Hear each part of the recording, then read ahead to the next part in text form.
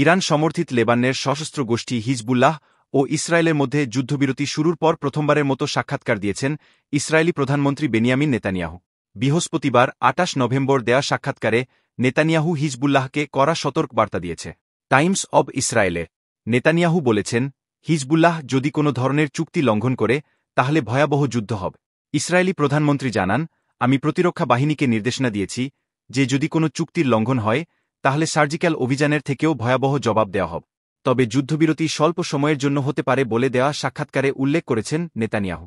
এছাড়া তিনি বলেছেন, ইসরায়েল প্রথম দিন থেকেই যুদ্ধবিরতি কার্যকর করেছে।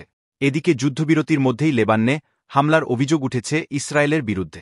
লেবানন ইসরায়েলি সেনার বিরুদ্ধে গুলি চালানো এবং রকেট হামলার অভিযোগ এনেছে। লেবাননের অভিযোগ, অন্তত ৬টি জায়গায় ইসরায়েল হামলা করেছে। ডেচে ভেলে জানিয়েছে, যুক্তরাষ্ট্র ও ফ্রান্সের মধ্যস্থতায় হিজবুল্লাহ এবং ইসরায়েলের যে চুক্তি হয়েছে তাতে ৭ দিনের মধ্যে ইসরায়েলের সেনাকে লেবানন ছেড়ে চলে যেতে হবে। লেবাননের সেনা হিজবুল্লাহ অধ্যুষিত অঞ্চলগুলিতে মোতায়েন থাকবে। কোনো পক্ষই অন্য পক্ষের উপর আক্রমণ চালাবে না।